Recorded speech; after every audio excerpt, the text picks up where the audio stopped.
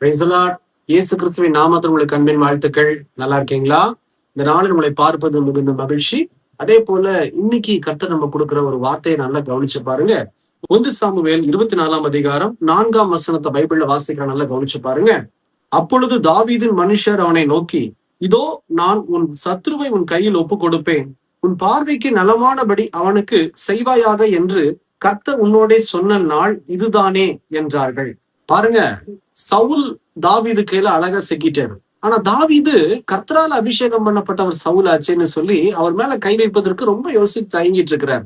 அந்த டைம்ல என்ன நடக்குது கவனிச்சு பாருங்க. தாவீதோடு கூட இருக்கிற மனுஷங்க சொல்றாங்க, இதோ கர்த்தர் உன் கையில ஒப்பு கொடுத்துட்டாரு, கர்த்தர் ஏற்கனவே சொன்னபடி உன் கையில கொடுப்பேன்னு சொன்னாரே, உன்னுடைய பார்வைக்கு நலவானபடி செய்துக்கோன்னு சொன்னாரே அப்படின்னு சொல்லி ஞாபகப்படுத்துறாங்க. இந்த வார்த்தையை கேட்டோன்னு தாவீது என்ன செஞ்சிருக்கலாம்? கூட இருக்கிறவங்க தைரியப்படுத்துறாங்கப்பா, எப்படிப்பட்ட வார்த்தைகளை சொல்றாங்க.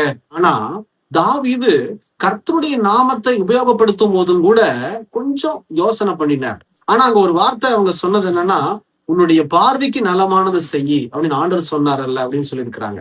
அப்ப பார்வைக்கு நலமானதை குறிச்சு தாவீது என்ன பண்ணாரு அப்படின்னு கவனிச்சு பாத்தீங்களா? கொஞ்சம் யோசனை பண்ணினாரு. ஆண்டவர் இடத்துல இருந்தா என்ன செஞ்சிருப்பாரு? சவுலை கொண்டிருப்பாரா, இல்ல சவுலுக்கு மறுபடியும் ஒரு சான்ஸ் கொடுத்திருப்பாரா அப்படின்னு சொல்லி நான் விசுவாசிக்கிறேன். தாவீது அப்படிதான் யோசிச்சிருப்பாரு. ஏன் தெரியுமா?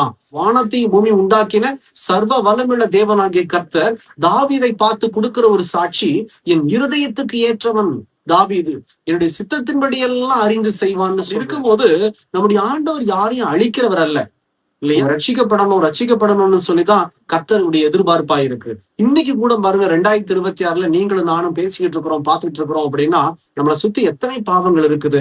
அப்படிப்பட்ட சூழ்நிலையில கூட இயேசுடைய வருகை ரொம்ப தாமதமா இருக்கு. ஏன் தாமதம் தெரியுமா?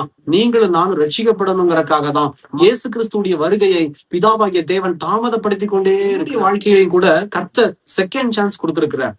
பிறக்கும் போதே என்னுடைய பேர் சாமுவேல் தான். ஆனா அந்த சாமுவேலுங்கிற பேருக்கு ஏத்த மாதிரி நான் நடந்துக்கல. எனக்கு தெரியும், சொந்த மனசாட்சிக்கு தெரியும். ஆனா கர்த்தர் பாருங்க, கிட்டத்தட்ட 22 வயசு 23 வயசுல கர்த்தர் என்னை தொட ஆரம்பித்தார். இன்னைக்கு ஊழியக்காரனா நிறுத்தி இருக்கிறாரு.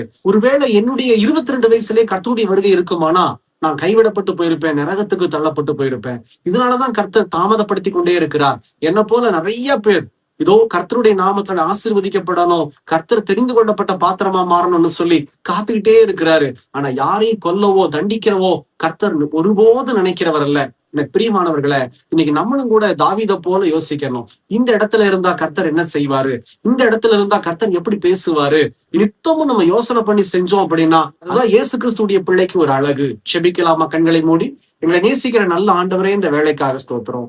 தாவீது இன்னைக்கு ஆண்டவரை செய்த காரியத்தை நாங்க உணர்ந்தோம்ப்பா. உங்களுடைய இருதயத்துக்கு ஏற்றவராய், இதோ உங்களுடைய சித்தத்தை அறிந்தவராய், இதோ உண்மை போலவே சிந்தித்து சவுலிடத்துல செயல்பட்டதை நாங்க பார்த்தோம். இன்னைக்கு எங்க வாழ்க்கையிலையும் ஆண்டவரே உண்மை போல சிந்திக்க, உங்களுடைய இருதயத்துக்கு ஏற்றபடி வாழ எங்களை அர்ப்பணிக்கிறோம். தொடர்ந்து ஆசீர்வதியும். இயேசுவின் நாமத்தில் பிதாவே, ஆமேன், ஆமேன். God bless you.